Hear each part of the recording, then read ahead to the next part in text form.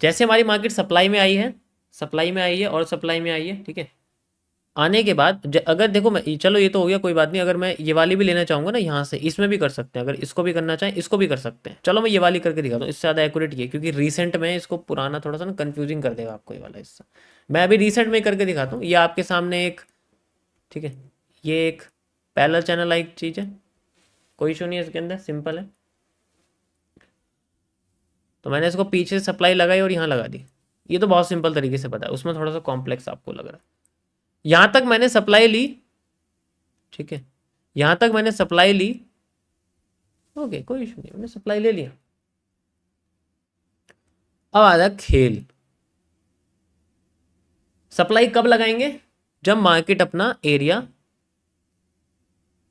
तोड़ देगी, मतलब नीचे से इसने अपने आप को नीचे तोड़ दिया, तो मैंने ऊपर की सप्लाई नीचे लगा दी। ऐसे ही करते हैं हम लोग, क्यूएफएल ऐसे ही लगाते हैं,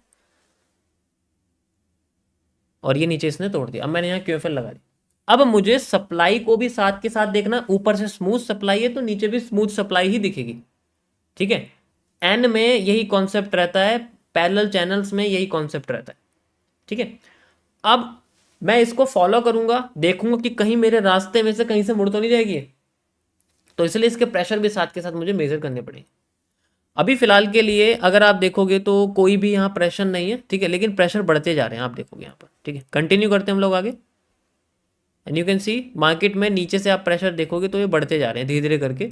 तो अभी प्रेशर बढ़ रहे हैं, तो जब तक मुझे यहाँ पर कोई भी अपना बुलिश पैटर्न नहीं दिखता, या फिर इस प्रेशर से ज़्यादा चेंजेस नहीं दिखते, तो मैं इस पर कुछ नहीं कर सकता।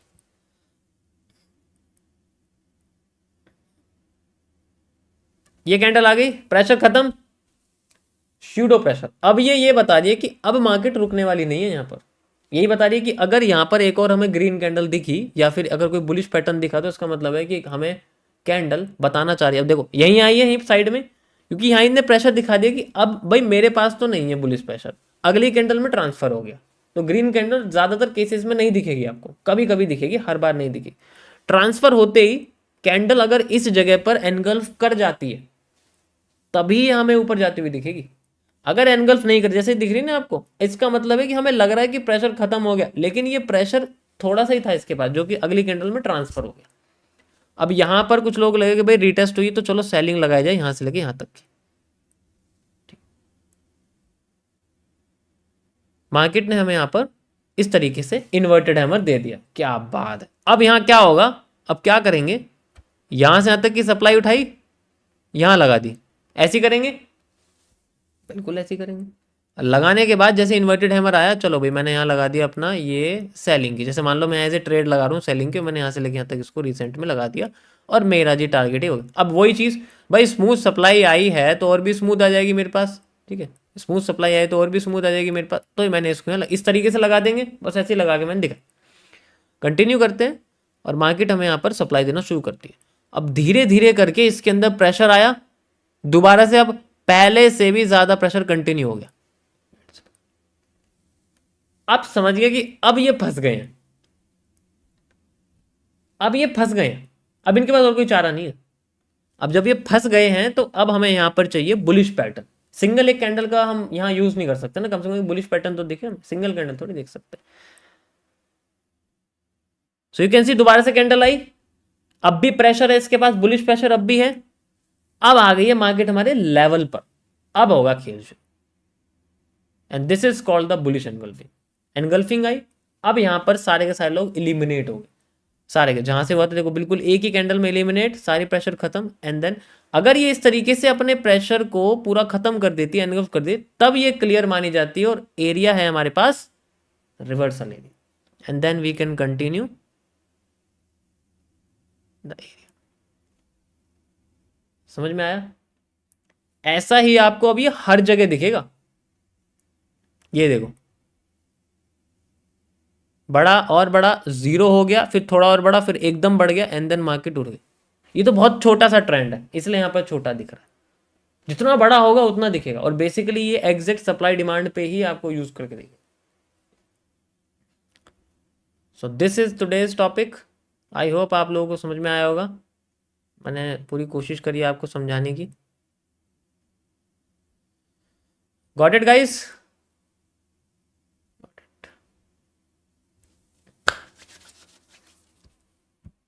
So this is called the pseudo pressure. यही सेम चीज़ आपके बेरिस प्रेशर के साथ होती है अगर आप सप्लाई के साथ चलते हो। अभी हम डिमांड के साथ चल रहे, सॉरी डिमांड के साथ चलते हैं। तो यहाँ पर क्या होता है कि जो बेरिस प्रेशर है वो बेसिकली हमारे ग्रीन कैंडल के टॉप पर होता है। ठीक है, ग्रीन कैंडल के टॉप पर होता है। तो यहाँ पर ग्रीन कैंडल के टॉप पर रहता है तो हम इसको आइडेंटिफाई करते हैं एज ए बेरिस प्रेशर। तो मार्केट हमें डाउन साइड में लाने की कोशिश करती है इस तरीके से। तो इसको हम लोग बेसिकली मार्केट के टॉप पर आइडेंटिफाई करते हैं which is refunded as a. इसको हमेशा हम इसके साथ भी हमें एक और कैंडल चाहिए जैसे रेड मार्बोजू होगी तो ये जाके एक हमें डाउन ट्रेंड क्रिएट करके दिखाता है। और जब डाउन ट्रेंड क्रिएट करेगा तो हम इसको फॉलो करेंगे अच्छे से।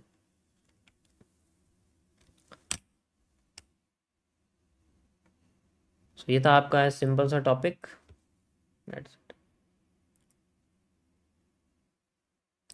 समझ में आया सभी को?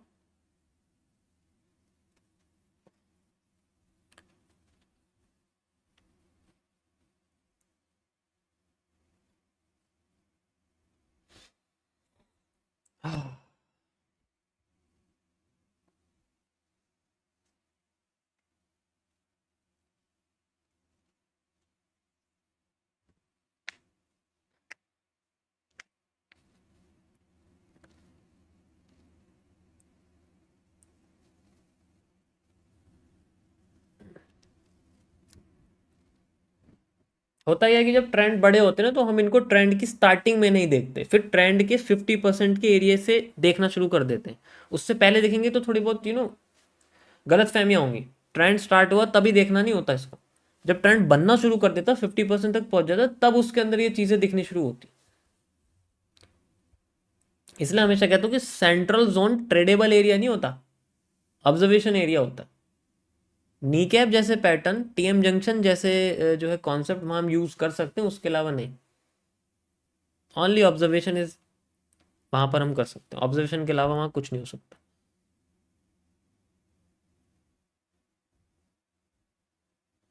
परफेक्ट। हाँ, आप क्वार्टर जोन उसको कह सकते हो।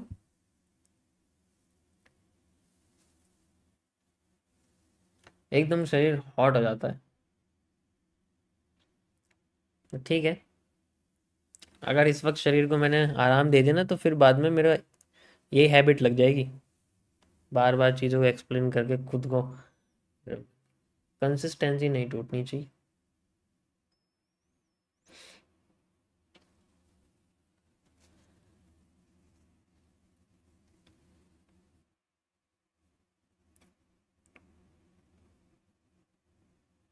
मज़ा आया सभी को आज?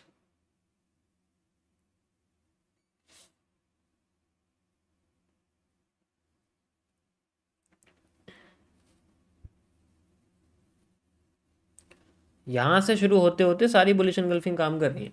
तो बुलिश एनगल्फिंग हमारे लिए क्या है? चेंज ऑफ करेक्टर्स है, वीपीसीज है, पीसीज है। ओके।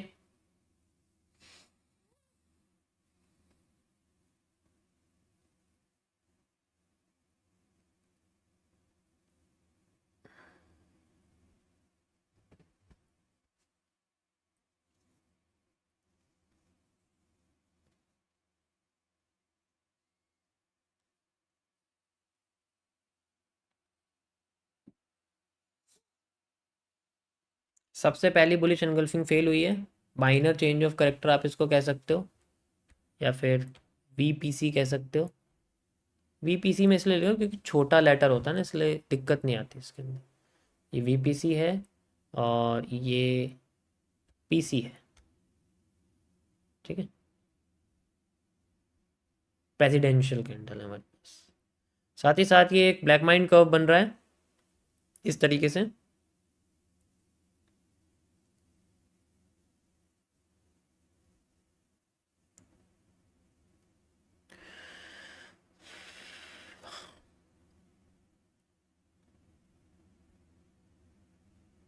खुशी की बात यह है कि ये टूट चुका है। ठीक है, इसलिए मैंने इसको थोड़ा ना बड़ा कर दिया था ऐसे, क्योंकि ये यहीं पर ही आया हुआ है, थोड़ा बॉक्स थोड़ा सा बड़ा बना है। और अब यहाँ पर